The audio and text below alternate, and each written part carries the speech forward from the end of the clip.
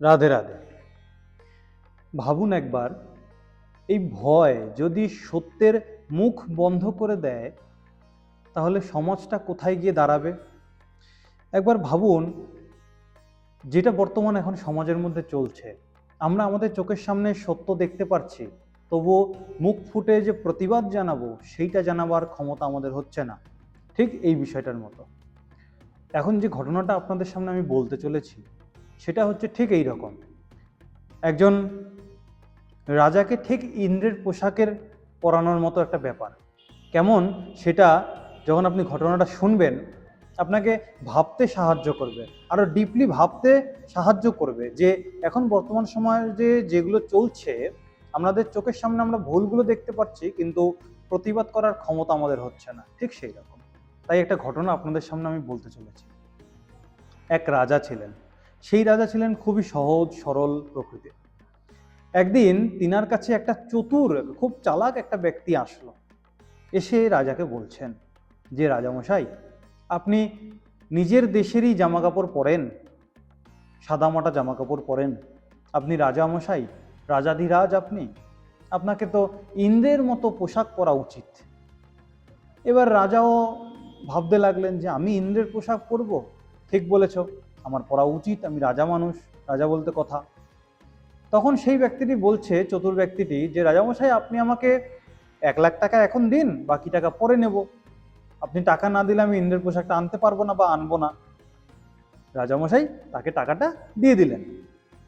এইবার কয়েকদিন পর সেই লোকটা আসলো, এসে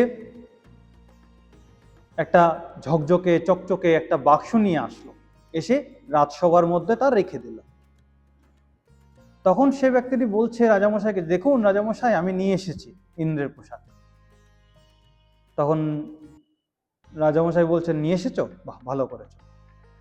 এবার সেই লোকটি বলছেন যে, দেখুন অন্নদাতা, হে রাজামশাই, এই পোশাকটা কিন্তু মানুষে দেখতে পারবে না, সামান্য মানুষ দেখতে পারবে না। তাহলে কিরকম মানুষ দেখতে পারবে? বলছে যে যাদের মা বাবা আসল, তারাই একমাত্র এই পোশাক দেখতে পারবে, আর যারা নিজের মা বাবার সন্তান নয়, তারা এই পোশাক দেখতে পারবে না। এবার সকলে তো সকলের সামনে কথাটা বললো, পুরো রাজসভার সামনে কথাটা বললো, সকলে শুনে নিল সেই কথা। এবার সকলের সামনে বাক্সর থেকে পোশাক বের করার অভিনয় করতে লাগলো সেই লোকটা। প্রথমে পাগড়ি বের করলো, দেখুন রাজামশাই, কি অপূর্ব পাগড়ি, কি সুন্দর পাগড়ি। তারপরে ধুতি, তারপরে জামা বের করলো পরপর। এবার সকলে রাজসভাসদরাও কি করলো, সেই লোকটার কথায় গলা মিলিয়ে বলছে, হ্যাঁ হ্যাঁ, খুব সুন্দর, অপূর্ব, এর মতো সুন্দর পোশাক হতেই পারে না।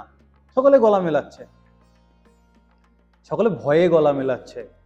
কারণ প্রকৃতপক্ষে কিন্তু কেউই পোশাকটা দেখতে পাচ্ছে না। কিভাবে দেখবে? কারণ তার মধ্যে কোনো পোশাক ছিলই তো না, দেখবে কিভাবে? সকলে শুধু ভয়ে, ওই যে বলেছে, আসল মা বাবার সন্তান হলেই দেখতে পারবে, না হলে দেখতে পারবে না। তো সকলে সেই ভয়ে, এমনকি রাজামশাই নিজেও পর্যন্ত কোনো রকম প্রতিবাদ না জানিয়ে, লোকটার কথা বিশ্বাস করে, কোনো রকম কোনো কথা না বলে সেই পোশাক দেখতে লাগলো। এবার সেই লোকটি রাজামশাইকে পোশাক পরাবে, তার আগে কিছু কিছু মানুষ, সেই সভাসদদের মধ্যে কিছু কিছু মানুষ ভাবতে লাগলো, হয়তো আমার বাবা মা, আমি হয়তো আমার বাবা মার আসল সন্তানই না, এই জন্য আমি জামা পোশাকটা দেখতে পারছি না, অন্যরা হয়তো দেখতে পাচ্ছে। এবার আমি যদি বলি আমি দেখতে পাচ্ছি না, তাহলে হয়তো ভাববে আমি নিজের বাবা মার আসল সন্তান না। এই ভয়ে কেউ প্রতিবাদ জানালোই না যে কোনো পোশাকই তো দেখতে পাচ্ছি না, এরকম প্রতিবাদ কেউ জানানোর সাহসই করলো না।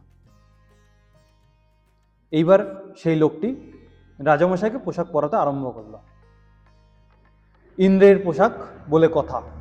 এইবার রাজামশাইয়ের আস্তে আস্তে ধুতি খুললো, ইন্দ্রের ধুতি পরালো, রাজামশাইকে জামা খোলালো, ইন্দ্রের জামা পরালো, পাগড়িটাও ইন্দ্রের জামা পরালো, পাগড়িটাও ইন্দ্রের পাগড়ি পরালো।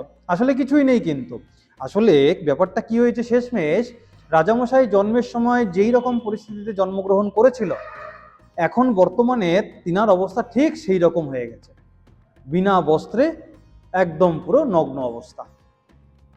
ইন্দ্রের পোশাক বলে চতুর লোকটা সবাইকে বোকা বানিয়ে দিল। এবার এই অবস্থায়, নগ্ন অবস্থায় রাজা অন্দরমহলে ঢুকলো। রানীরা দেখে তো অবাক, বলছেন রাজামশাই আপনি কি ভাং গাঁজা এসব কিছু খেয়েছেন নাকি? আপনার কি মাথা মাথা খারাপ হয়ে গেছে? কিভাবে ঘুরছেন আপনি? সবাই তো দেখতে পাচ্ছেন তিনি নগ্ন অবস্থায় ঘুরছেন, কারণ গায়ে তো জামা কাপড় বলে কিছু নেই। লোকটা তো বোকা বানিয়ে দিয়ে চলে গেল। এবার রাজা বলছেন যে তোমরা আসলে প্রকৃত মা বাবার সন্তানই না, তাই তুমি আমার জামা কাপড় দেখতে পাচ্ছ না তোমরা। রাজামশাই এই কথা বলল। এইবার রানীরা বলছেন যে রাজামশাই আপনি যত ইচ্ছা ইন্দ্রের পোশাক পরুন, তাতে কোনো সমস্যা নেই, কিন্তু কমপক্ষে ধুতিটা নিজের দেশের ধুতি পরুন, সেটা আপনাকে ইন্দ্রের ধুতি পরতে হবে না। বিষয়টা বুঝে নিন আপনারা।